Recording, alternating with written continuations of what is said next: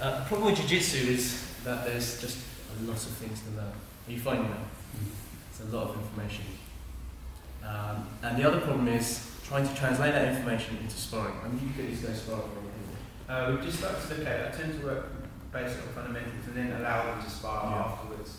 So the difficulty I have as a white belt, and possibly a blue belt, arguably as a purple belt, is that I found it really hard to remember all the details, and equally, even harder to transfer those details into sparring. I mean, I basically sucked at every level. I just couldn't remember what to do, and I was always just flapping around and just wasting my time. But the good thing is that you will get better, and I'll show you a little bit of how you can get better at learning jiu-jitsu. We're going to start with something that you may or may not know. Right. Do you know what this technique is called? Close guard. Yeah, okay, right. I'm in close guard, and I'm going to do an arm bar. Just in your head, count how many steps I take to get the arm bar finished to when he's tapping from there. Okay, so can you see? Here you go.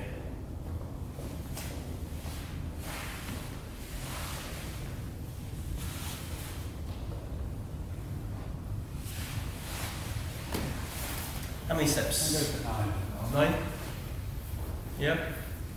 Any takers? Any higher? 6 or 7. 6 or 7? 6. That's probably about 10 steps. So first of all, I have to break his posture a little. So that's 1, 2, 3. Take it across to the chest line. 4, 5, 6, 7. Readjust the wrist. 8, 9. So about 9. Let's say 10 techniques because it's a nice round number. So 10 steps to do a very simple technique. Have you written my syllabus or curriculum for me? Yeah, not for this other things. Okay. Roughly how many techniques do you think a white belt needs to learn until they get to blue belt? I think personally it's more about protection rather than technique for white belt. Yeah, but how many things? 1 or 2 techniques as in submissions.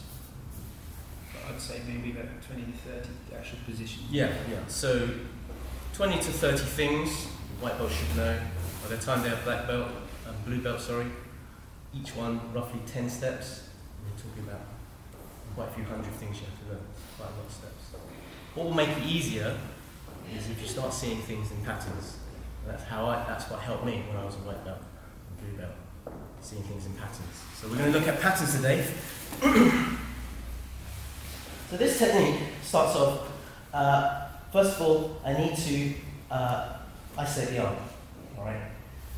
That's the pattern number 1, isolate the arm. How am I going to isolate the arm? Well, there's lots of different ways. Initially, I'm going to just break his posture a little, see how he bends his arm, isolate the arm, and I hug it here. The next pattern I want to see is I want to change the angle. Because it's very hard to do an arm bar from here. Change the angle. And the third pattern is that obviously I want to create a hyperextension on the joint. Okay, and I do that by just lifting up my head. Good. So that's now just 3 things you have to remember. Right? Now there's different ways you can isolate the arm. We can pull it off, get over here, and then that leads to other techniques. Again, I want to do a sweep. Can you do that? Suppression. I can isolate the arm. Another one.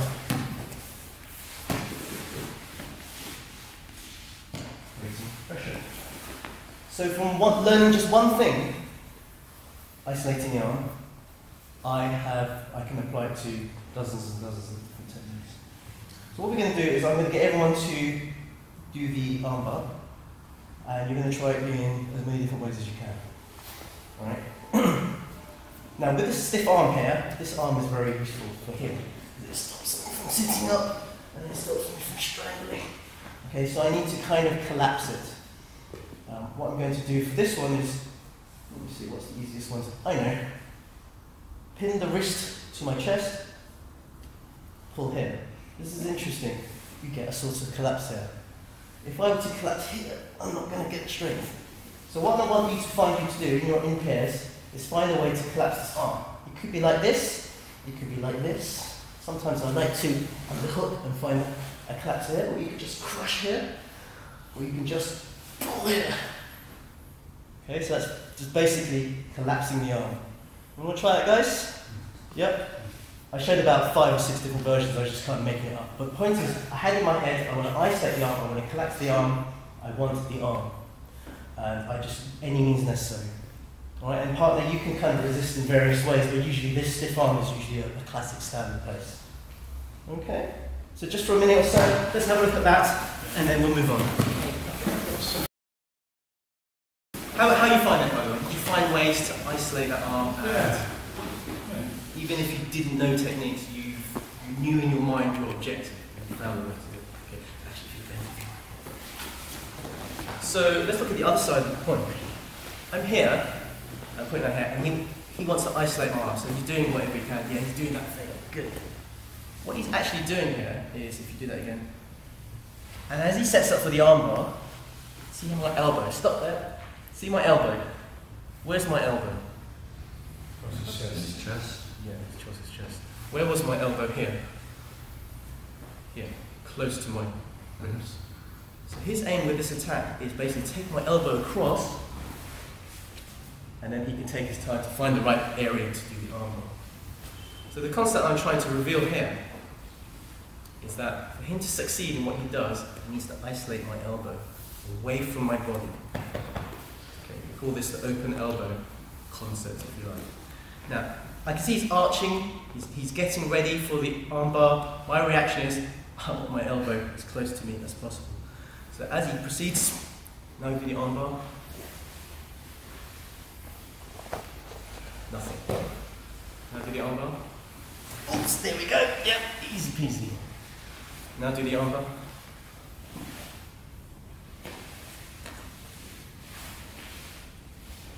All about hiding your elbow. Suddenly, with one concept in mind, it's one principle of my elbow and my arm away from my body. As a defender, I know the danger signs. The danger signs are coming. Get that back as much as you can. And that will save you from being armbarred more times than I can remember. Alright? So once again, this is what we're going to do. This is the drill. Number one, he's going to do the armbar on you. Let him do it. Good. Fine. If you don't know the full techniques, just get that far. Second step, he's going to position in his favourite way of collapsing your arm. And as soon as you feel yourself going, bring your elbow back down. Get it as close to your, now we say ribs, but actually it's your hip, but his leg is in the way. So you want to get it down, tucked in here. Not too much though, because then the triangle comes. Yeah, you don't want that. And that's horrible. Again, with the triangle, just while we're here. Look at my elbow. Look how far away it is from my body. Here. Classically, the defense of the elbow is to bring my elbow back here. That would be a defense of the triangle. So you start to see patterns now. Anyway, we're not talking about the triangle, we're talking about the elbow. Just once again, you start to arch for the arm, bring your elbow in, and just hold it here, and ask him to carry on trying to go for the arm bar, or at least dragging your arm out. And it's really hard. And in the meantime, you can go back to your last posture. Try that, guys? Okay? Let's go. Are you familiar with this position here? No? Okay. Are you familiar? Yeah. Are you familiar with the different variations of mount? No. You have a high mount? There's different, yeah. There's versions of the mount where I'm low down, and there's a version if he releases up where I'm quite high up. Alright? So classically, instructors will say, try not to be in low mount because when he bumps up, you're subject to his hip movement and his legs and all sorts of things. And when you're high up, if you lift your hips up the bridge, I'm away from the danger. So my objective is to get from here to here. But how do I get there? Because he's thinking in the way. I can't just go from here to here. His elbows are in the way. So this is a very simple drill that we're going to do. Essential for you guys. And I drill it with my guys as well all the time. I'll testify to this. I'm in low, top mounts. Hand under the head. I'll do this so you can see. Hand on the head. Doesn't matter what you do with this hand, I personally just place it on the floor, but if you want more security, you can hold it here. Slide my hand underneath my thigh, and my fingers here, and then we do a spider crawl. And as soon as you meet resistance and he's fighting you, pressure down, you can't go any more, you move your knee up. Then you swap hands, and you do the same thing here. Finger crawl, you can't go any more because he's strong. Walk up.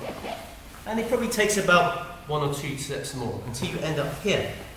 I mean, I have seen people who would like to make sure their partner's arms are way up here. And it's horrible. I mean, they feel very much under threat, they can't do anything. But here's the thing, let's go back to the first technique. Where are his elbows? Exactly. When he was defending, they were down there. So for him as a defender, he does not want his elbows up there. We'll talk about it after that. For now, just do the drill where his elbows are down here, and he's not going to give me them. I can't force my way up. You have to use a little leverage. Here, crawl, even if it's like 1 millimeter's worth of opening. Leg goes up. Leg goes up. Continue the process until, not until you say, oh, I've got high mount, until you can see his elbows are away from his body. And we're using the concept of the open elbow. Look at his elbows now. Away from his body. That's what we want. Got that, guys? Okay, let's go. Let's continue with this idea of opening the elbows out. Alright? You want them to do this, like a chicken, right? That's in your mind. Don't worry about the steps. Because if it's one technique I showed has 10 steps, you have to learn 30 of them, 40 or 50 or 100. It's a lot of that's a lot of steps. But you only have to remember one thing. Find a way to open the elbow out, and then guess what? All the techniques will fall into place. That's the thing. Right. Okay, let's look at another thing. What's the best way to do this? Good. Anybody familiar with this position? Well, not familiar with this position right here. We call this side control. Right, basically, I'm just to the side of it. My bottom account. I'm in side control. My aim, just like mount, is to not be here, is to be here. You see the difference? From here to here. But guess what's in the way? Our good old friend, the elbow, right? So from here, what we're going to do is I'm just going to use my knee here to open his elbow out a little bit. I'm never going to open it out fully because my leg is just not that strong. You can see my knee is just doing just a little bit, just the tiniest opening. Oh, by the way, your hand should be underneath his head. Try that if you can. I'm hugging here. Just going to open a little bit, as much as you can do. Then I'm going to cup the elbow around, cup this elbow with my hand here. And I'm going to turn it like this. Right? Do this on the other side as well. So his elbow is digging in, it's really tight, you can see. I can't just go because his elbow's still there. See my leg here? Nudge. That's all I need. That's all I need. Bring the arm up here, cup his elbow, and you're going to do this all at once. Lift your knees up. Now, his elbow is not going to go on the ground because my leg is in the way. If my leg wasn't there, his elbow goes to the ground, and he goes back defending himself. And once again. Yeah, that's what I need. Lift as much as you can. Maybe to my body as well. Switch. Get my leg in the way. Now I'm a little bit low. I want to just travel up. And to be honest, there's not a way you can stop me. And hold as much as you can. And just hold it here. You like this one, don't you? But guess where his elbow is? Good. Where does he want his elbow to be? Here, and then I've lost the position. That's why it's very important to pull. Let me see that again. One more time. Exactly 90 degrees to him, but I'm quite low down. Let me just nudge that up a little bit. Just enough so I can cup my elbow, my hand around the elbow, lift, switch. and then I move myself up a bit and really hug tight. I do not want his elbow to meet his body. If it does, I turn him to facing again. Those are only for the guys who are familiar with that switch. Just do the first bit. Everyone got that? You can do it? Okay, let's go.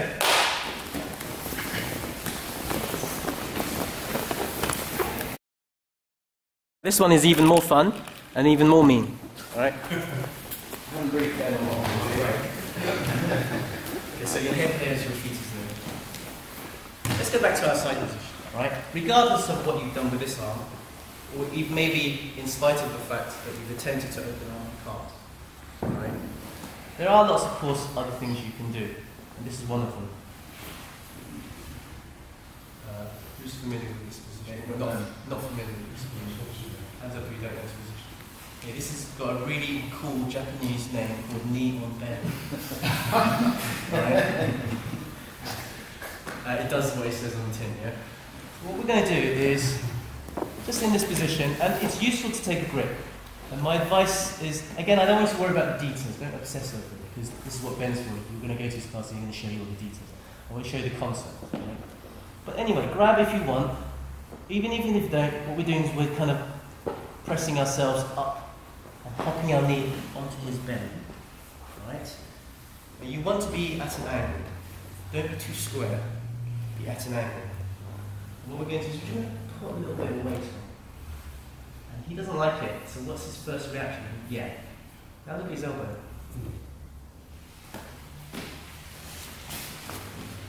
Do I can't do the arm bar until he gives me elbow. He tucked his arm in and palmed my knee away. See? I haven't got the arm bar. Once I see the elbow flare out, as some people do, and in fact you can help the situation by bringing that in, then you've got the arm bar. So my guys have done this before. I want you to do the knee on belly to arm bar. So for you. You guys, just have fun with the knee on belly. And Ben's going to do it me. This is going to be fun. Right, so you're defending, I'm not giving my elbows, just have hop on knee on belly. And you guys are going to go, and look, just do that. Don't do the arm bar thing, because it requires a lot of explanation. Just do that. If you can do that, then you can achieve your aim of opening the elbow. That's the first time you do it. Second time you do it, this. Don't push here. Keep your elbows close, just move away. Like this. Like a really rubbish way of defending. But I haven't given in my elbows. So again, repeat. First one you're going to do, you're going to pop on your belly, have a little fun. Yeah, you can put on my belly. Yeah. Look at that. Beautiful. Second version.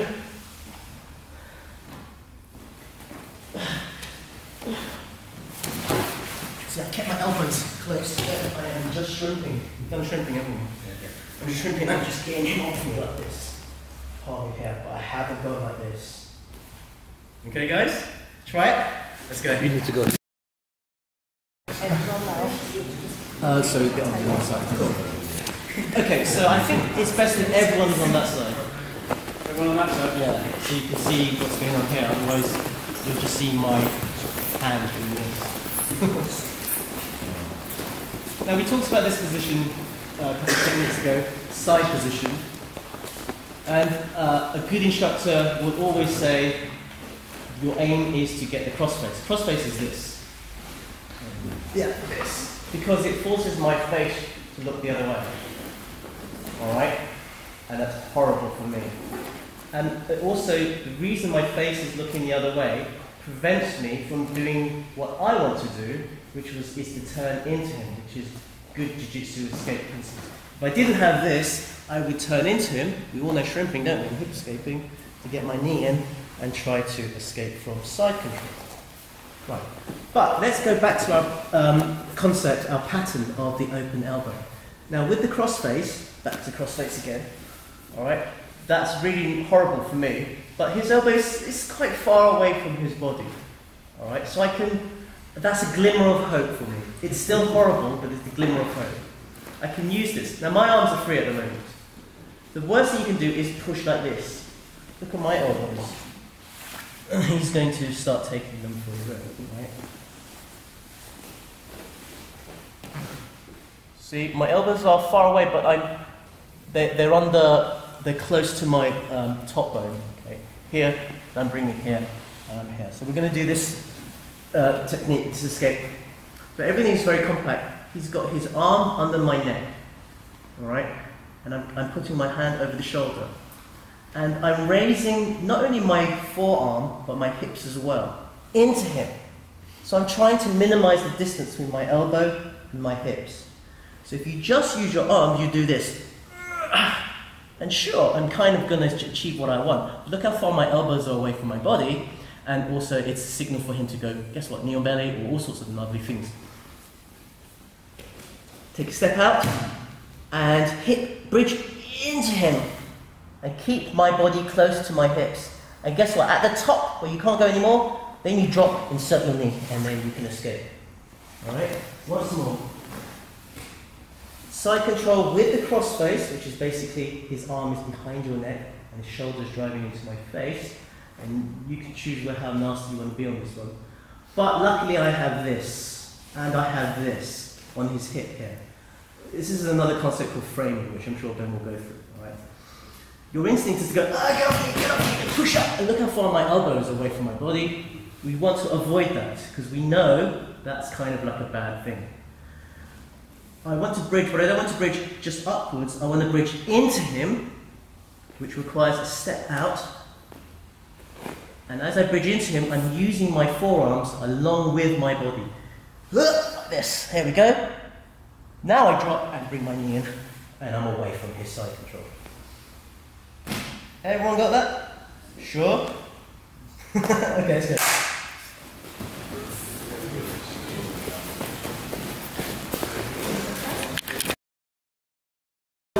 Necessarily take away details from today, but just one thing is open elbows. So if you're tackling, you really want to look for opportunities where your opponent's elbow is away from his body. And if it's not voluntarily doing that because he's panicking, defending, you're going to make him move his elbow. Equally, as you're defending, or even if you're attacking, you want to be aware that you don't want to over-attack, over-commit, and bring your elbow. In fact, a good example of that is Ben is on the floor playing open guard. And I managed to, I want to pass his guard. If I start extending myself like that, he's just going to pull, and yeah, you see, and start playing with me. So if you watch footage, you'll watch guys, we call this T-Rex arms. This is very useful, T-Rex arms. So I'm playing here, and I'm not allowing my elbow to extend, because I know that extends my weight distribution, and it gives him what is like potentially arm bars and all sorts of nasty things. That's not the technique I want to show you, but I want to show you another example. This stems from all sorts of, this applies to all sorts of things. We're going to go back to side again.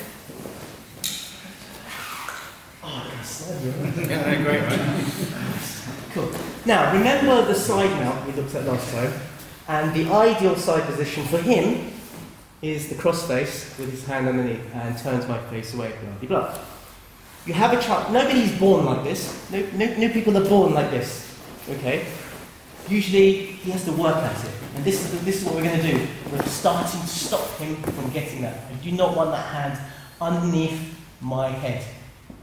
He's going to get bored of trying to go for it. So he's going to reach over your head, and then you're just going to push.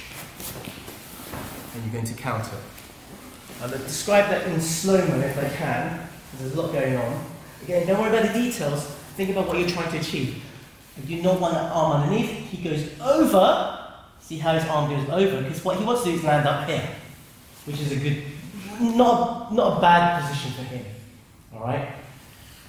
So in between there and there, I want to push his elbow away. Okay. So I'm here, and if you can get a grip, brilliant. If you can't, just push. And where his hand is pointing is where you want to push. Don't just randomly push up in the air. At the same time, you need to sit up. This is the hard way. So, this is what we're going to do. I push, and I sit kind of sideways where I'm facing his hand. There. And if you're lucky, he'll go along with you. And then you can take, guess what? Side control. Let's do this again. slow motion. You start off fighting, I don't want the hand, he goes over, push. Because, where's his elbow? Away from his body. Real time. I think that was real time, isn't it? Sometimes you'll catch it late and it fails, fine, go back to defending yourself. Sometimes a little too early and he recognises it and you won't be able to do it again. It's a surprise move. This is really for you guys. It's one of the best escapes from side control. I think anyway. I use it a lot. For you guys, give it a go. Alright? Let's go.